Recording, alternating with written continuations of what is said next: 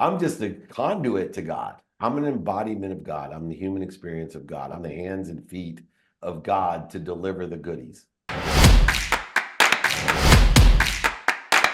Since 1981, Justin has been producing world-class Bordeaux-style wines from Paso Robles on California's Central Coast. As the pioneer of Paso, Justin wines are what put Paso Robles on the winemaking map. The Justin team believes that wine should be exceptional from every angle, which is why their team uses boutique winemaking practices like hand harvesting and hand sorting. With a rich history of accolades, Justin produces exceptional wines and is proud to be America's #1 luxury Cabernet. Whether you're the first-time wine drinker or a wine aficionado, Justin has a wine for every celebration and occasion. Visit justinwine.com and enter promo code Playbook20 for 20% off your order.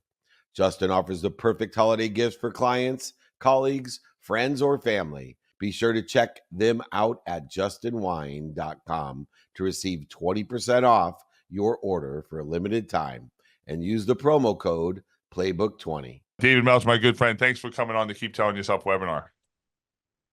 Thanks for having me on the Keep Telling Yourself webinar. I'm so excited to hopefully extend a different perspective on the impact that you're having in the world in the book, and then hopefully sharing some of my own perspective to your book and ideas. So Dave, as we talk about this, and obviously you and I are very close, we spent a lot of time together, so I know your story and your history and the power that narrative has had on your life, both good and bad. Can you give everybody just kind of a real quick synopsis of, who you are, what you do, and how you got into where you are today? Yeah, first of all, I'm blessed. I am happy, I'm healthy, I'm wealthy, and I'm worthy, but I always haven't been. I've lived a life in the world of not enough, like many of us, with a single mom and 6 kids, moved into a world of for me, not to me as a victim, but for me, which I thought was an optimistic world, one that I thought was growth, that everything happened for me, but it still was a scarce world of trading and negotiating. Even my giving was trading and negotiating. Everything in my life had a scarcity component to it. And today, instead of the world of this is what I want people to think I am, buying shit I don't need to impress people I don't like, I live in a world of I am happy, healthy, wealthy, worthy.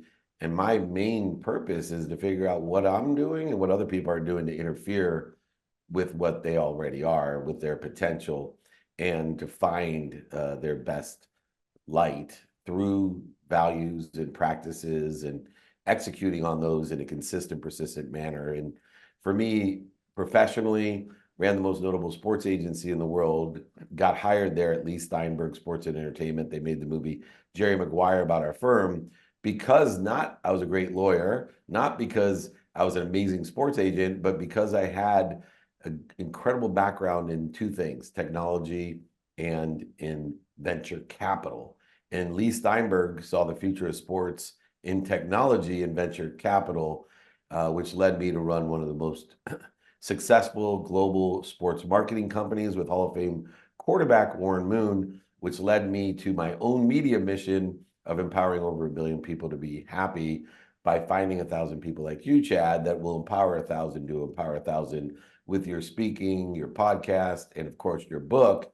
I know that I'm well on my way to the exponentiality of what my mission and my calling is to teach people to make a lot of money, help a lot of people, and have a lot of fun. And the biggest lesson I learned to move from, by the way, the world of just enough to this world of abundance that I live in is I was blessed to lose everything, over $100 million and going bankrupt. And in that 17-year journey to understand the protection, promotion, perfection of God and his divine detour in my life has saved my life and has saved me and has led me to where I am today in a world of more than enough of everything for everyone.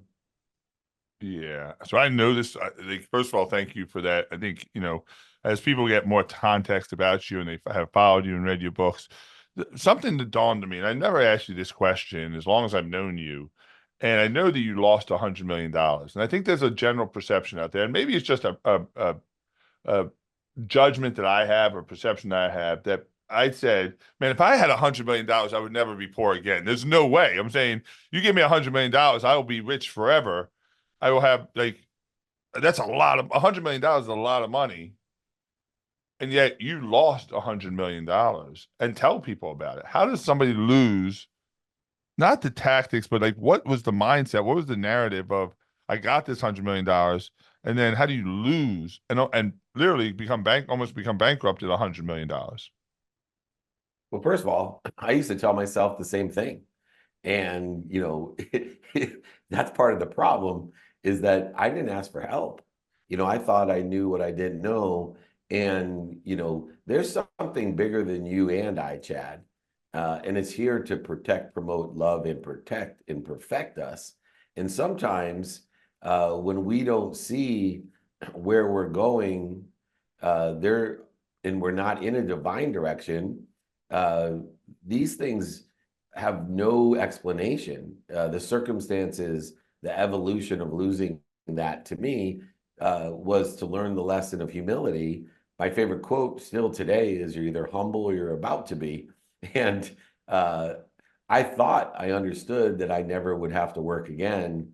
But, a few little circumstances that change the course of your humility put me in that place. Let me tell you just technically how it happens so people can see how things snowball. So I'm worth over $100 million. I have almost every property I own, from my golf course to my ski mountain to 33 homes in San Diego alone, all are doing well. And I know there's going to be a downturn in the market. That's not the problem. The problem is I'm not paying attention to my family. I'm not paying attention to my job and my finances, and I don't have faith. I only have wisdom. And so what happened was I got into a lawsuit with one of the properties that I bought that didn't have a white paper. I was a victim, quote unquote, of fraud. And so to me, I let my ego get in my way. My wife exacerbated and accelerated my ego, and I wanted to prove I was right. So instead of just settling the lawsuit, I exaggerated it and accelerated it, knowing that I had $40 million line of credit at my private bank that I've been with for over 15 years, since my mid-20s. And I needed $5 million. Everything was going well in my life. I worked for Lee Steinberg. I had money. I had assets that were doing well. I wasn't upside down. I didn't buy these things. I built my golf course. It went from 12 million to 120 million in value. And I was a partner in that with only 3 other people. But here's what happened. I go in 2008 to go grab $5 million, mostly for the lawsuit.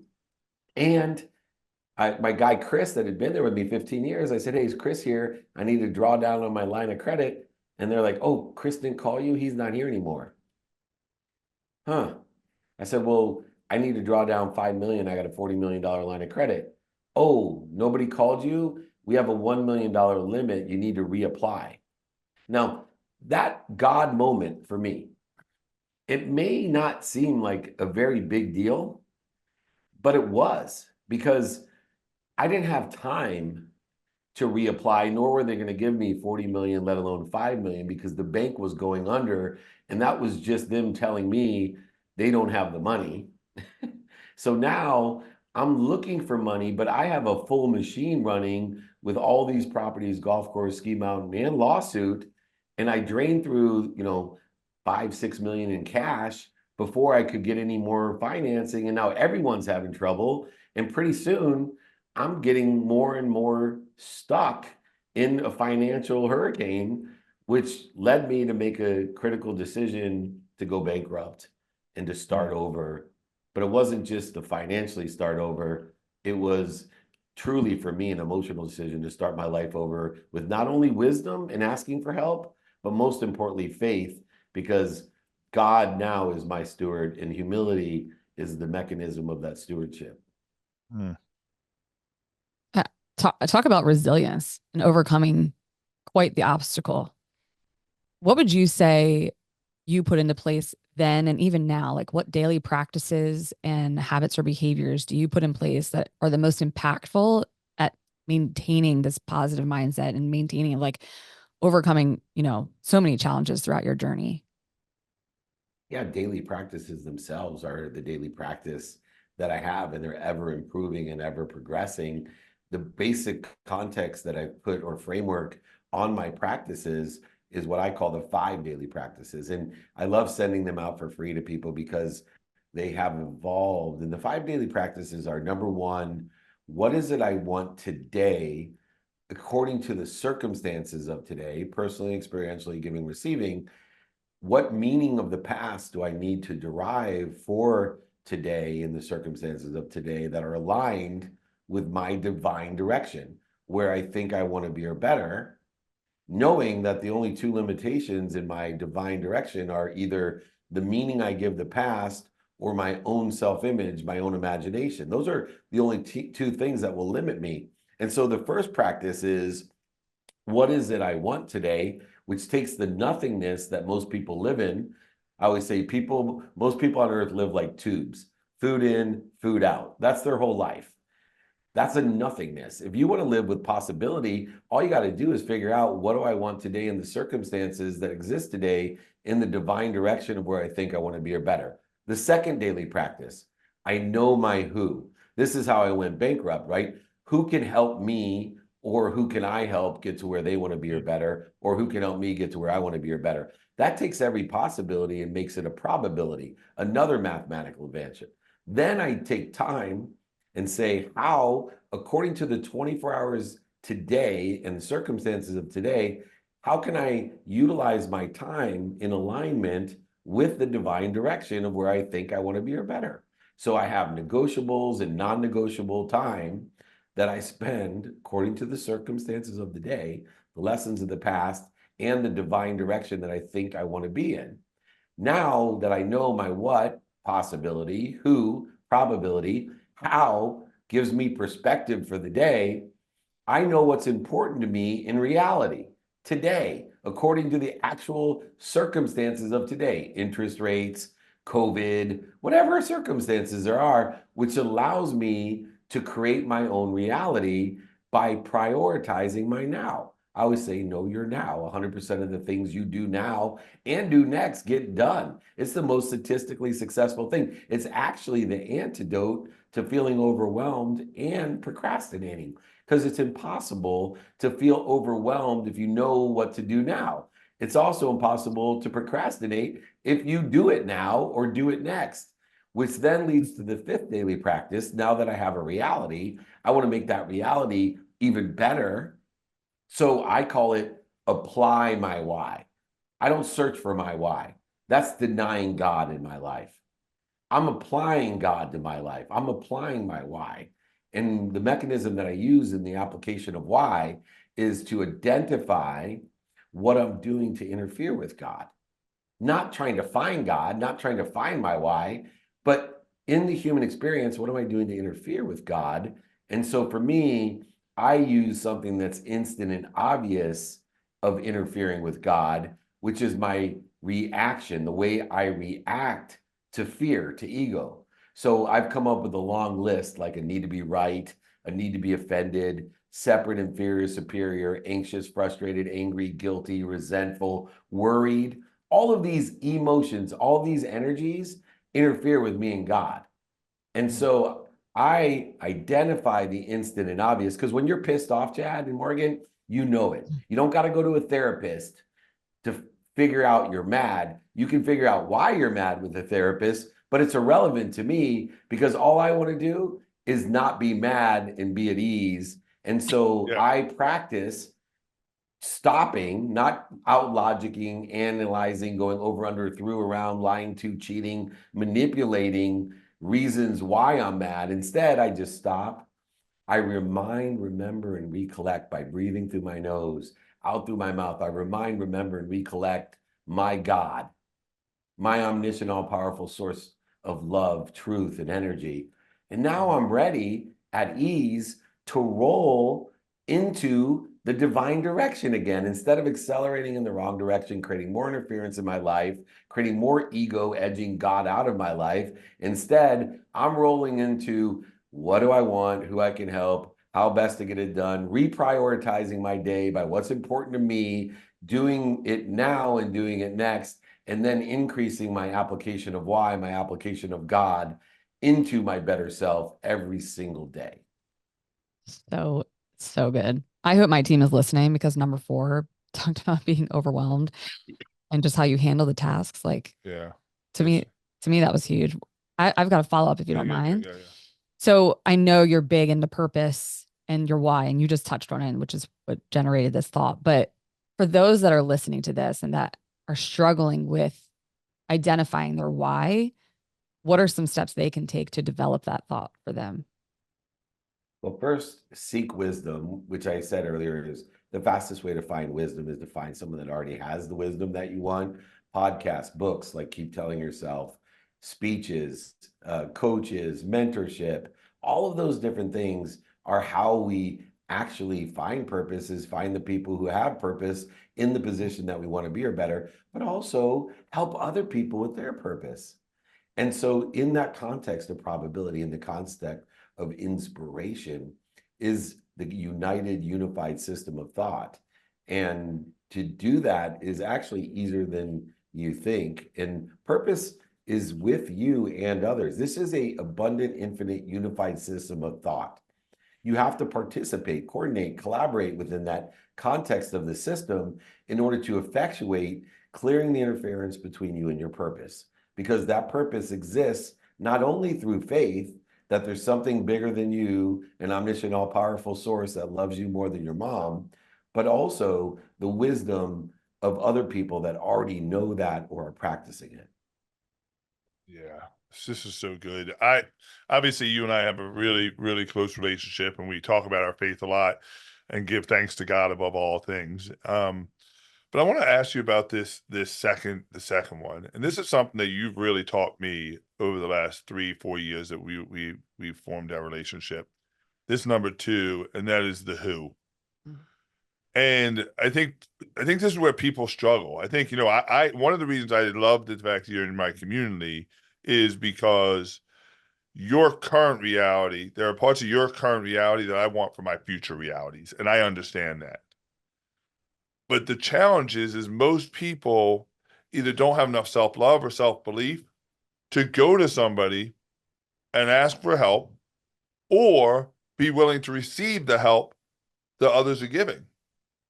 And this is where I think people struggle is most people have learned or created, I believe, in their life, they become supporting cast in their own life. And it's all about giving my time, giving my energy, giving my money. And I hear people say that person will give the shirt off their back. Well, okay, that's the easy part. Would you be willing to receive the shirt off of somebody else's back? Most people will not. And so how do we reconcile that, Dave? Yeah, it's understanding the facade of giving, a construct of good intention that has been miscommunicated for generations historically. There's a problem in that giving the shirt off the back, which leads us to a truth that is misinterpreted and miscommunicated, which is the more you give, the more you will receive. And it's almost a passive receiving. And it reminds me of the movie The Secret, which, by the way, I'm in the second movie called Beyond the Secret on Netflix. And it was funny because inherently I knew there was something wrong with the guy that was sitting in his lounge chair dreaming about a Ferrari and thinking he would receive a Ferrari because he's sitting in a lounge chair dreaming about a Ferrari. Now, here's what I've learned. It's not the more you give, the more you will receive. It's the more you give, the more you're given. And there's a big difference because one, the whole more you give, the more you receive means, hey, I'm giving out my actions, my thoughts, my words, my feelings and belief, and someone's going to drive a Ferrari up into my driveway and hand me the keys. That's not how it works. You see, if the more you give, the more you're given, you actually have to utilize gratitude to actually be aware of all that you're given and forgiveness about the mistakes that you make trying to give all you can and also to identify what you're given. So, for example, I lost over $100 million. I lost my mom's house, which was the only reason I wanted to be rich, was to buy her house. At that time, I found it very difficult to believe I was given anything other than punishment. But when I started to institute the 5 daily practices and the value of gratitude and forgiveness, I started to find the light, the love, and the lessons in that quote unquote punishment. I started to forgive myself and improve myself and receive so much more than I had given. And within the context of that wisdom came some great faith. And the greatest testament or illustration of faith in my belief is to pray or to ask for everything that I want. That's what it is. So there's this infinite loop. Instead of giving the shirt off your back and then taking less, I gave a jacket and I'm asking for, and it's okay, I just need a t-shirt. Well, if you keep doing those types of trading 100% for less, eventually you're going to end up at zero. Yeah. So for me, what I'm teaching people in this context, and it doesn't necessarily need to be money, it could be help. Give more, elevate your awareness to be given more, receive more out of worthiness and faith, but most importantly, ask for more than more. So you can give more than more, be given more than more, receive more than more, and ask for more than more than more. You see where Chad and I are going to end up when we're 80? In a world of more than enough of everything for everyone, because we're practicing not only giving everything we have, but finding or seeing what we're given, receiving it all in gratitude, but even more illustrating our faith that, man, there's more than enough for everyone. Why won't I ask for even more than this now so I could even do this again in a greater capacity than I did it before, instead of some zero-sum game where I keep diminishing and dissipating everything I have. Yeah, this resonates with me. Obviously we've talked at depth about this, but this resonates with me more than anything I think in my life. And that is this idea that if I give, and I'll use money, but it's like, to your point, I want to make sure that people understand here, it is not about financials. It's about what you have. And every human being, God has a plan for all of us. But I think there's a season of life. Sometimes I have a ton of money, but I don't have time. I have a ton of wisdom, but I don't have money. There's always something you can give. And so if I get to your point, Dave, if I give $100 to somebody and I say, that's all right, I'll only take 50 back. Well, now I only have 50 to give. And now I give 50 back and I say, oh, I'll only take 30. It's a net zero gain. Like, I'm eventually not going to have anything to give. I'm going to be broke. But if I say, hey, I'm going to give 100 back and I'm willing to receive 120 back, now I have 120 to give and I'm going to receive 140 back. And then I'm going to get, so I'm moving up, I'm not moving down. And I can magnify my giving the more I'm willing to magnify my getting. Or giving? Is that correct, Dave? Yeah, everybody wins, because Everybody wins each that time time. you elevate what you have, you're giving it away to help more people. So now they have more. Yeah. Yeah. Do you think there's a concept or a psychological, or I don't know what you call it, but a fundamental thought or belief you must have that you're worthy of all of this? Yeah, I believe it's faith in God. So, I mean, if you don't believe there, I use this example, I think you've heard me say this before, but if Chad and I were eating dinner and they delivered 100 meals to our table, just Chad and I are sitting there. I know Chad wouldn't feel bad about asking for his 2 meals, 3 meals, 4 meals. I know the people at the next door table wouldn't feel bad, and we certainly wouldn't feel bad about giving it away.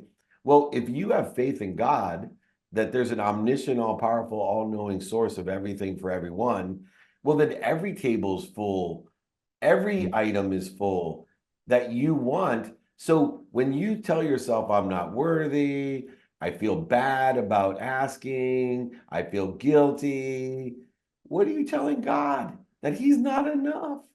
Yeah. You're telling God he's not enough. You're saying, you know what? I kind of believe in you, God, but I really don't, because if I did, I would know there's more than enough. And you would be blessed the same way I am when I give to my children. You would be blessed to be able to provide what your child wants to your child.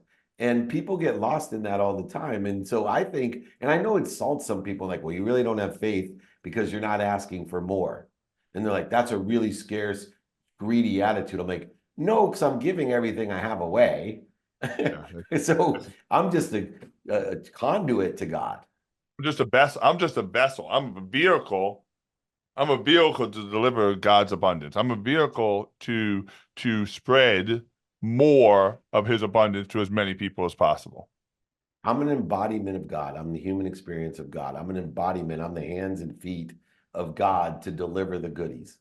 Yeah. And I'm so the when you Amazon of God. I'm the Amazon of God, except for he's even yeah. bigger than Amazon. This show is brought to you by BetterHelp. Therapy is a great tool for facing your fears and finding ways to overcome them, because sometimes the scariest thing is not facing our fears in the first place and holding ourselves back. It's helpful for learning positive coping skills and how to set boundaries. It empowers you to be the best version of yourself. It isn't just for those who've experienced major trauma.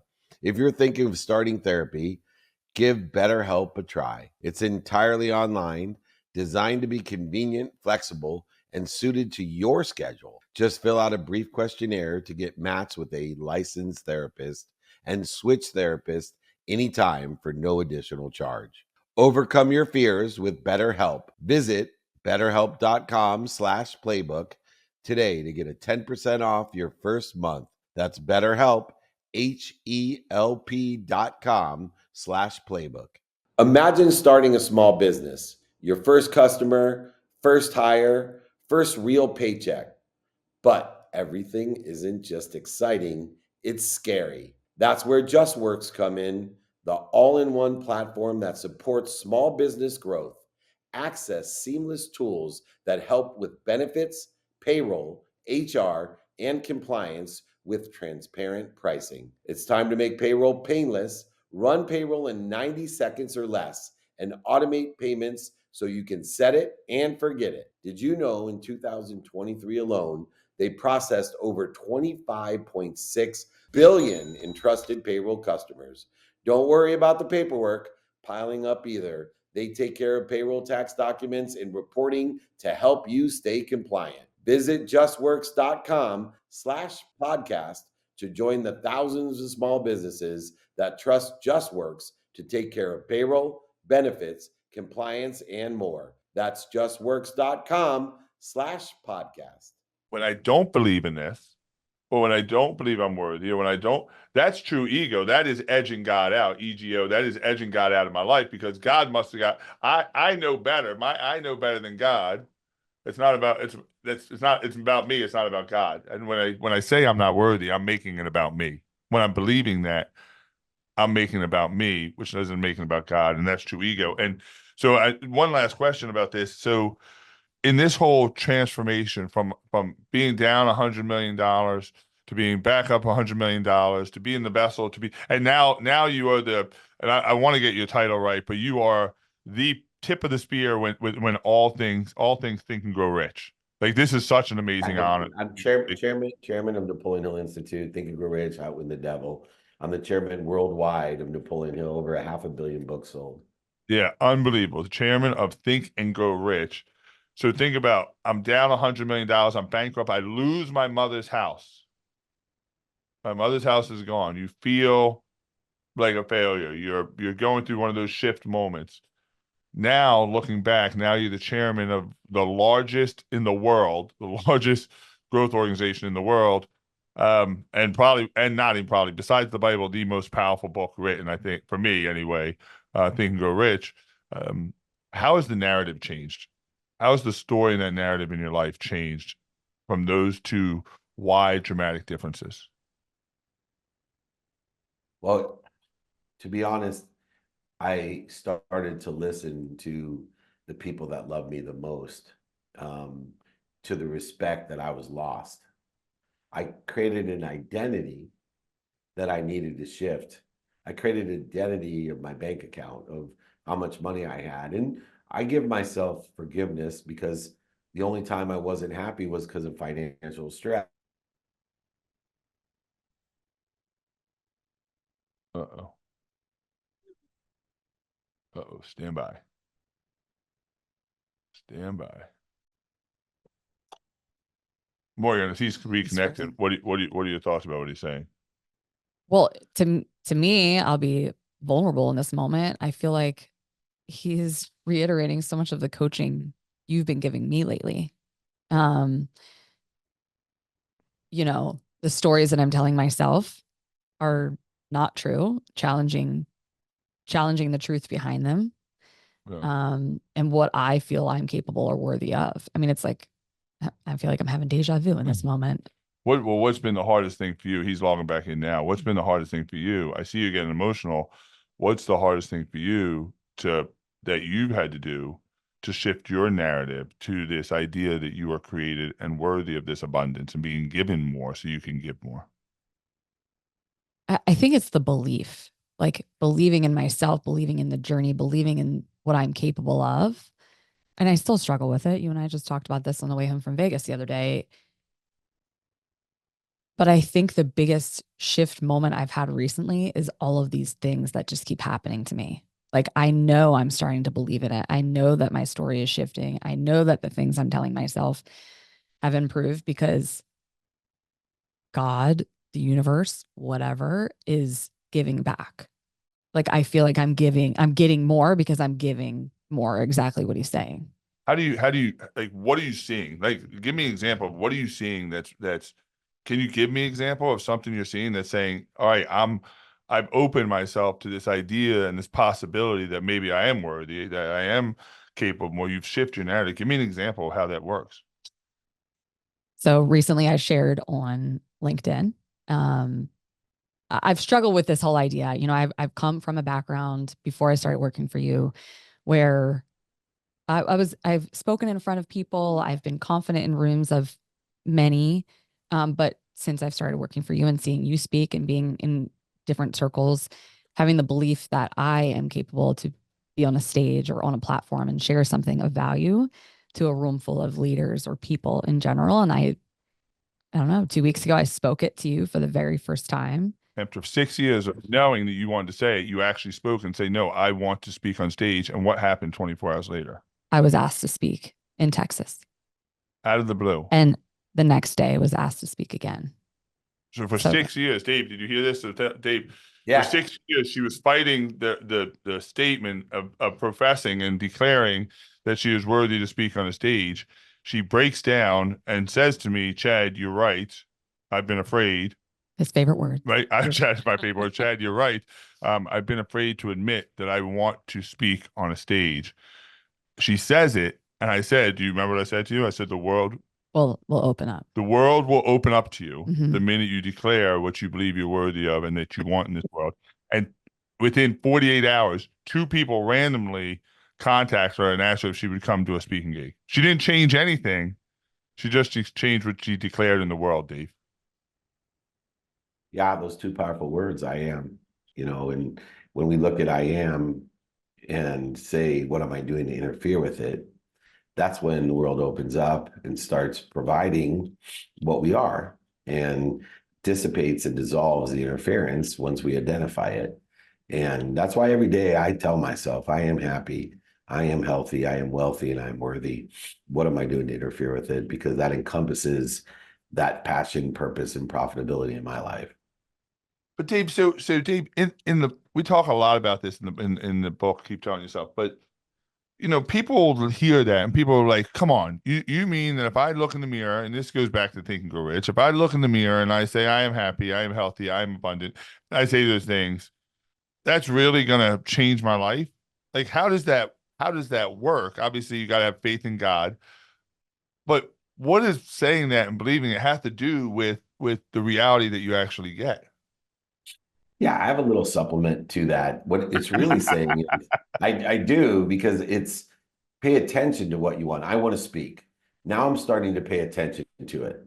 Yeah. But you have to have 5 levels of intention to equal the coincidences, the coinciding of 3 people calling you within 48 hours to speak, the results and consequences that you want. So the math equation is not only pay attention to what you want, I am happy, but then give it your intention to equal the coincidences. What am I going to do today? What am I going to say today? What am I going to think today? Yeah. What am I going to believe today? And what am I going to feel today in alignment with I am healthy, or I am a speaker, or I am a billionaire, or I am whatever it is you want to, in your life.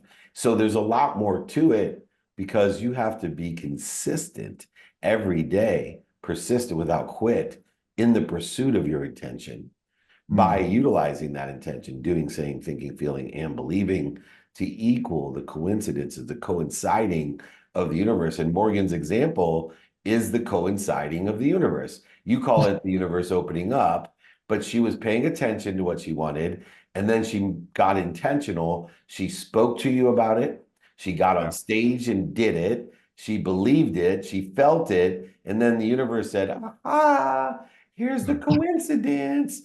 2 more speeches for you. What a coincidence. That's a mathematical equation. That's the universe coinciding with your attention and intention. Yeah. Uh, yes. I mean, what do I say to this? So, I am grateful. I am grateful for Chad, your lessons, Dave, like, gratitude, gratitude, gratitude. How and you talked so much about that practice, but I'm sure there are several leaders on this call. How can you coach them to lean into gratitude in high pressure environments, whether it's with their team, with their family, whatever, but leaning into the thought behind it and how they can use that in their leadership? Yeah, I think understanding gratitude just not as a platitude, even though it does work as a platitude, meaning that, it takes 0.1 seconds to be grateful and it's free. And it has the most impact on your life because it creates perspective. So as a platitude, you could say thank you before you go to bed, or you could say it when you wake up. And if you do it consistently every day, knowing that the simple things like saying thank you are actually simple not to do because human beings don't like to do shit every day, even if it costs nothing and it takes 0.1 seconds. It took me 9 months before I could do it for an entire month without missing a day. There's just something about the human id, the human experience, and the human nature that says, no, no, no, you're going to have to work at this. Even though it's simple to do, you're going to have to work at it and show me that you really want to do it. And I'm going to make it hard for you to remember to do it every day. I'm going to distract you. I'm going to make it so simple, you're not going to think it's important or remember to do it. So I always say gratitude is a platitude and it works if you do it every day. But to take it to the next level is the work at gratitude, meaning every circumstance, situation, event, person, place, thing that occurs that you don't like or don't love, that other people don't like or don't love, if you're capable of finding the light, the love, and the lessons for it. In other words, as Bob Parsons, the founder of GoDaddy, when he exited for $4 billion, and he said to me, Dave, if you love what you do and you see me roll my eyes, I'm like, please don't say you'll never work a day in your life because that's Right. horse shit. Yeah. He said, though, if you love what you do and you learn to love what you don't like or don't love, if you learn to love what other people don't like and don't love, and you do it every day and you never quit, life will tell you all its secrets. It'll give you its cheat codes. It'll make life easy. It'll take away the dis-ease and make it easy. And to that end, gratitude allows me to have the superpower of finding the best lesson in everything to help me progress towards where I want to be or better, not interfere with it.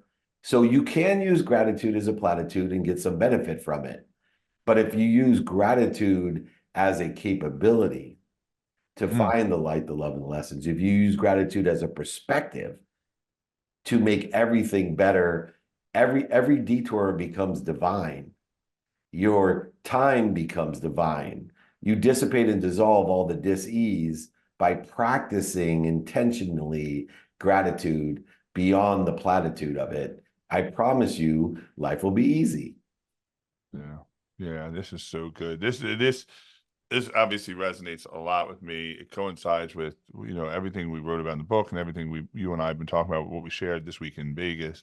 Hey, let me ask you this question. And, when I'm around you, and I've asked every get this, when I'm around you, the energy is different. You have a circle. You call it a community, your community. How important is that? How important is it to allow the right people into your community and maybe not allow others is not probably the harsh way of putting it, but just being really selective around who is in your community and who you surround yourself with. I know it's important to you. Tell me the importance of it. Well, I think it's important to understand that we have different neighborhoods and different communities because there's some misguidance in the idea of these communities. So you talk about letting people in, letting people out. So I have certain communities for everyone. Free Friday training. Over 100,000 people register every Friday. I've been doing it for over 25 years. That community is for everyone. I don't curate that at all. But I use three criteria to figure out the proximity of the neighborhoods I want to be in, the position I want to play. So you've all heard you're the aggregate of the five people that you spend the most time with. Probably not true because of the way life works. What I like to tell you is, hey, according to subject matter, topic, or expertise, create a team that you're conscious of and understand your position on the team because you're going to be an aggregate doing for and learning from, buying from and selling for, and vice versa of that team. So, for example, I am the team captain on my family team, but there's several different teams I'm on where, I'm the water boy. I'm learning from, when I'm on the Transformational Leadership Council with guys like Deepak Chopra and Jim Quick and, all these amazing world thought leaders. Hey, I'm the water boy on that team. And I know my position on that team that's best benefiting me. And that neighborhood is important. Now, when I curated VIP dinner or my TV show or the mastermind that I'm here in New York doing, that's a curated room. And I use three criteria to make sure that I am participating in the position I want and others are as well. So one is relativity, two is association, and three is the value that I get from feeding and bleeding. Because I used to think that if something bled me, fire it from my life. But that was stupid. My kids bleed the shit out of me. But I get so much I get so much feeding from it. My mom's 81 with a bit of dementia. She's really bleeding me, but I get so much feeding out of it. And so when I'm looking at an evaluation of these three criteria in a neighborhood, a community, I'm evaluating that community not only by the position I'm going to play, but also the participants in the neighborhood by relativity, association, bleeding and feeding value. Yes. Yes. I want to open up because I know we're running out of time and I know we got at least one question up there. But if anybody wants to ask Dave a question, please really quick, put it in the chat because I know he's got to go Can too. I offer something to the community? I just want to tell your community, look, I have the 5 daily practices. I have my book. And if anyone needs it, please email me. I will send it for free. If you send me a friend that you get to buy, pre-order Chad's book, if you just email me his name and say, hey, Steve Smith pre-ordered off of my recommendation, Chad's book, I will sign my book, send it to you, pay for shipping and my book as well, just for getting one of your friends to pre-order the book. Everybody can have the 5 daily practices. Put in the chat. My email's simple, david@dmeltzer.com, david@dmeltzer.com. Send me your friend's name and I will sign, send, pay for my book and shipping if you can get a friend to pre-order Keep Telling Yourself. That's how important that book is. So kind. Dave, You have the you're most the best. generous Thank heart. you. Yeah. You heard him though. If you haven't ordered it, the QR code should be up. Yeah. Scan it right now, Send it to a order it, friend. and then send it to a friend, and then email Dave. Ben, I believe, put the email in the chat.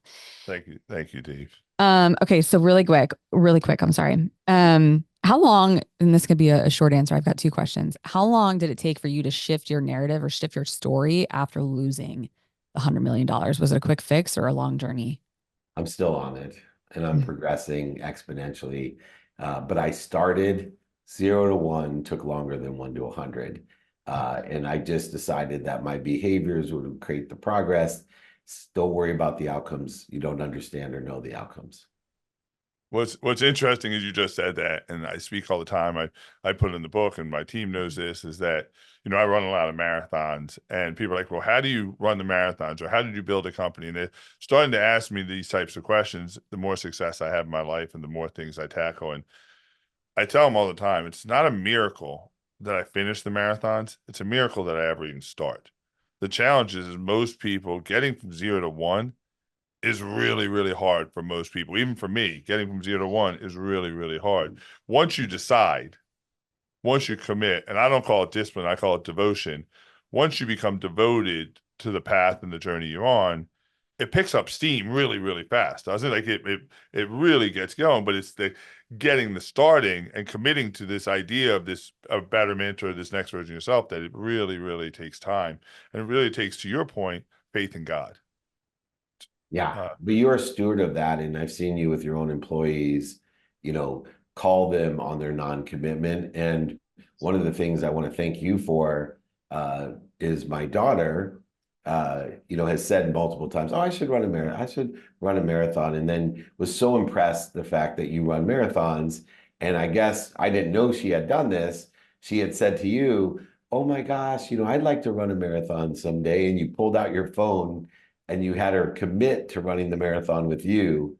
And that's a special person. That's the difference between what I call the empty milers in the world and the extra milers. And the extra milers, they go the extra mile every once in a while, and they use that to justify why they've never run a marathon, why they're not where they want to be. And then you have the empty milers that actually not only are committed themselves every day, but help other people make that commitment as well.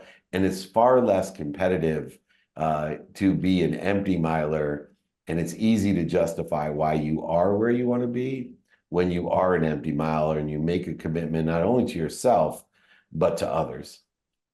Man, yeah, I appreciate that. And I'm blessed that I'll be able to run the marathon right alongside her. And she said, what's funny, she said, you're going to run it a lot faster than I am. I said, no, I'm not. We're going to start this thing together. We're going to finish this thing together. If it takes us 1 hour, it takes us 6 hours.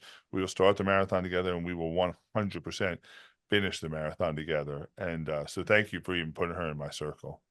Thank Yeah, you. she looked at me and said, "Are you in?" And I was like, "Whoa, I need some I'm with you, tips here." Morgan. I'm with you. I'm a 5K guy. I'm committed to 5K. Well, Dave, we'll do the 5K together. I can commit to that right here and now. All right, Me too. let's get this next question. All right, last question, because I know we got to go. So, how do you inspire younger generations to focus on impact and gratitude over profit? No, I can't. I can't. But what I can do is walk the walk. So, if I want to be like Mike, it's because Mike is an extraordinary basketball player and wins championships and MVPs.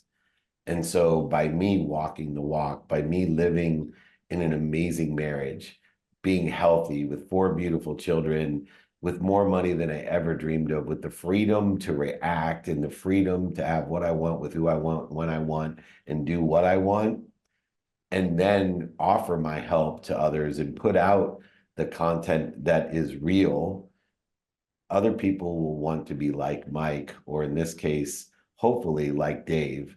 So we elevate others by elevating ourselves. We encourage them to ask for help and to find people that sit in the situation that they want to be in, ask them for help. But I also inspire them to ask other people how they can be of service or value to them. I have one prayer in the morning. May God put at least 10 people in front of me that I can help. And may he put at least 10 people in front of me that can help me.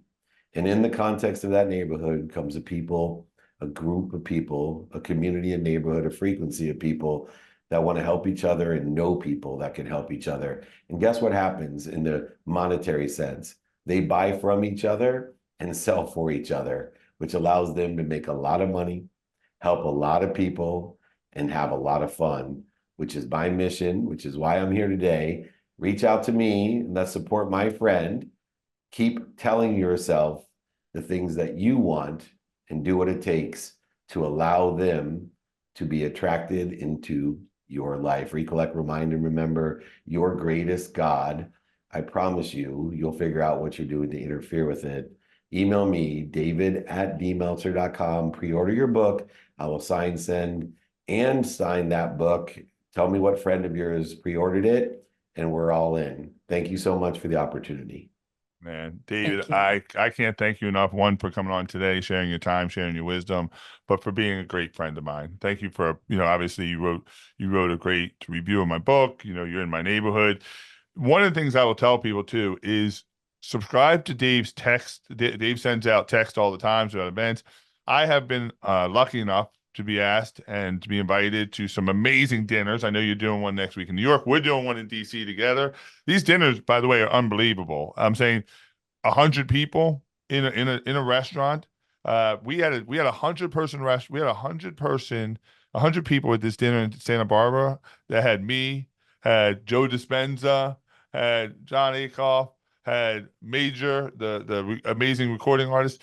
5 people sitting in a room, 100 people, just having great conversation. These dinners happen. I swear they happen every week. They feel like they Every happen every week. Yeah, every everywhere week. you go. There's a dinner.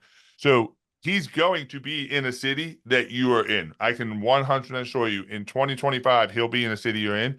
And you can go to these dinners, just show up, like buy a ticket, go to these dinners. And it's cheap. I don't know, like it's nothing. And they're a couple hours long. It's unbelievable. Like if you could pay $100 or whatever it is to sit at dinner with Joe Dispenza, I'm saying Brooke Jennings, that works for us. She is all things amazing. She is in love with Joe Dispenza. He said Joe Dispenza single-handedly saved my life. She loves him. And I guarantee if she had the opportunity to sit in the room at dinner with 100 people with him, she could not get there fast enough. So get on his list. The crowd that he brings in, the community that he shares it's nothing I've ever seen. And I'm so blessed that I get to be part of those dinners and get to speak at those dinners and be in your circle. I know we're doing one. Cannonball is sponsoring one in early next year with Joe Dispenza and John Akoff and some other amazing people. So make sure you keep your eyes out that. Dave, thank you very much. I can't express my love and gratitude for you. If you're on this call, make sure you right now, one, take a picture, take a screenshot right now. Hold on, get Dave, make a face like, ready? All right, Dave's serious. I make a funny face.